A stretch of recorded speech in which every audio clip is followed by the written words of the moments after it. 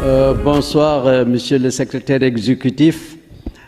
Bonsoir les membres du comité scientifique, mes collègues présidents de département et tous les maires ici présents et l'ensemble de ceux qui sont venus soutenir les candidatures des collectivités territoriales. Je vous remercie.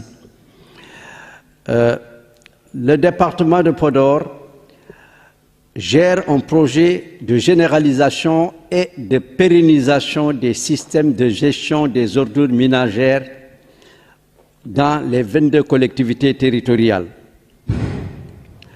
Le plan de présentation s'articule autour des 7 points qui sont affichés sur la slide.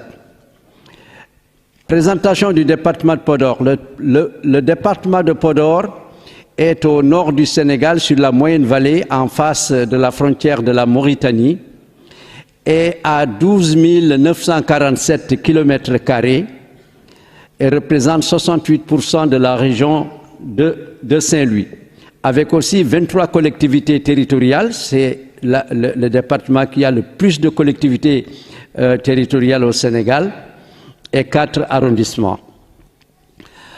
Le département de Podor a 461 000 habitants, selon la dernière estimation de l'ANSD, avec 48,8% d'hommes, 51,2% de femmes et une frange de jeunesse de 57%.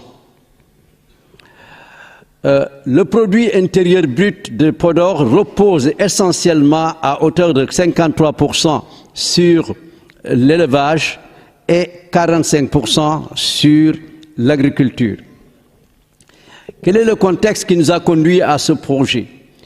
Avec l'acte 3 de la décentralisation créant le département de Podor a pensé qu'il est bon de fédérer l'ensemble des collectivités territoriales autour d'un objectif bien défini.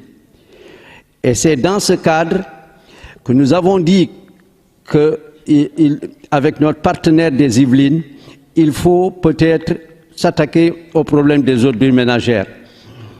Et les ordures ménagères, comme vous le savez, ne sont pas une compétence dédiée au département. Il a fallu qu'on signe des conventions de délégation avec l'ensemble des communes, et ceci nous a conduit à créer un cadre de concertation avec les 23 collectivités territoriales. Et ensuite, à faire de la sensibilisation pour une prise de conscience des élus sur la problématique de la gestion des ordures ménagères. Et une démarche de recherche de financement a été entamée quand l'accord a été obtenu avec tous. Le contexte économique et environnemental. Nous avions remarqué dans nos analyses la faiblesse des moyens des collectivités territoriales, favorisant une gestion peu performante, voire inexistante, des pratiques incontrôlées d'élimination des déchets. Et seuls 35% disposaient d'un système, mais pas très élaboré. Et en relation avec l'EM, nous avons défini un certain nombre d'objectifs. Le premier, c'est de dire qu'il faut être en conformité avec l'objectif de développement durable 11.6 qui constitue à la réduction de l'impact négatif des déchets ménagers dans le département de Podor.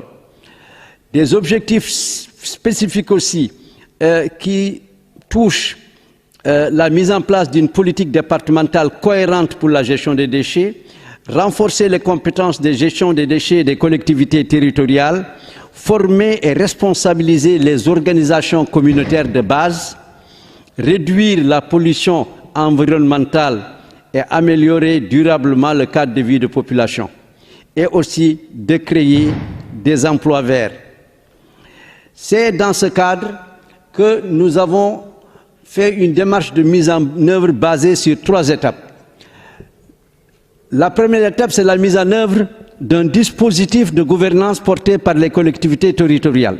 Ce dispositif, c'est un cadre de concertation des collectivités territoriales de Podor, un comité technique départemental de gestion des ordures ménagères, un comité de nettoiement communal, un service technique départemental dédié et des opérateurs de nettoiement, dont les rôles sont bien définis. Le premier, assurer la direction du projet, le maintien de la cohérence, le comité technique de suivi, faire l'état des lieux, des activités, assurer le suivi pour le comité de nettoiement. Le service départemental met en œuvre le projet, assure le suivi sur le terrain.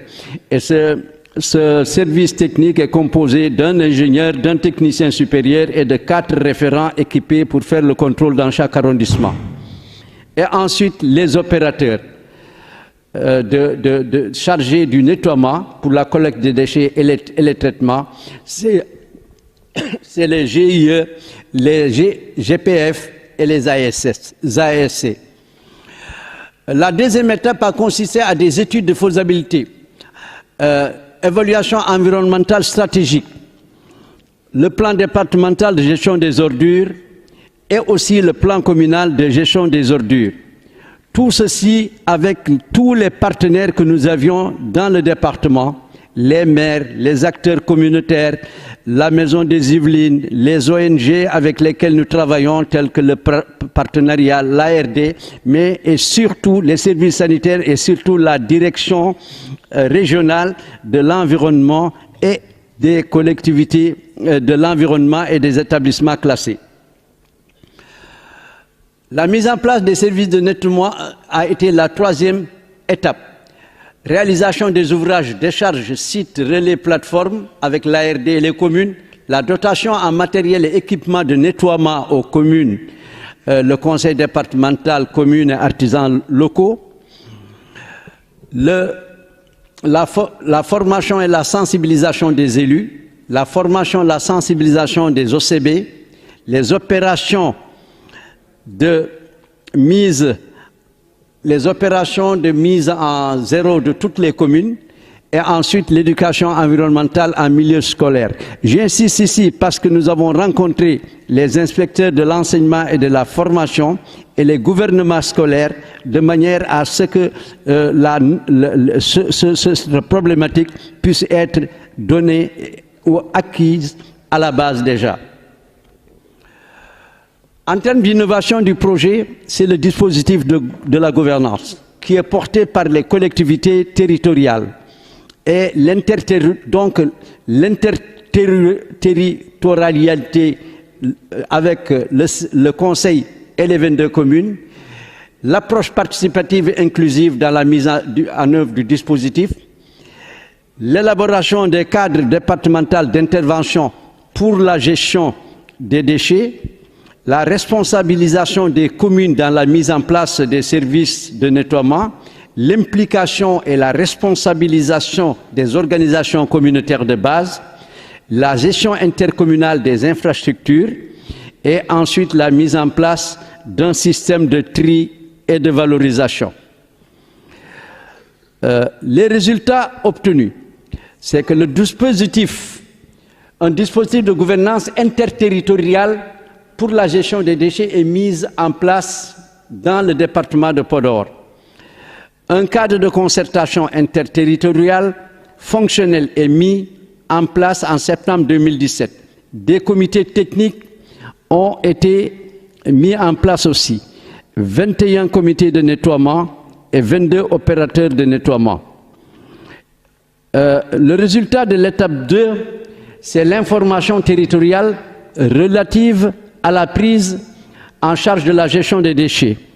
Et ceci nous a conduit à mettre 22 plans communaux, un plan départemental, un apport d'évaluation environnementale stratégique qui a reçu un certificat de conformité du ministère de l'Environnement.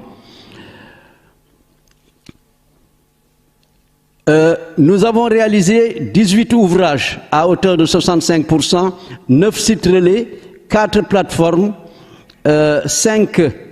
Nous avons aussi donné du matériel, dont 5 tracteurs, 12 remorques, une benne tasseuse, 6 tricycles, 95 charrettes, la formation et la sensibilisation des élus, de responsabilité des OCB, des communes dans les 22 collectivités, les 19 organisations, 4 opérations de mise à zéro et 6 conventions signées.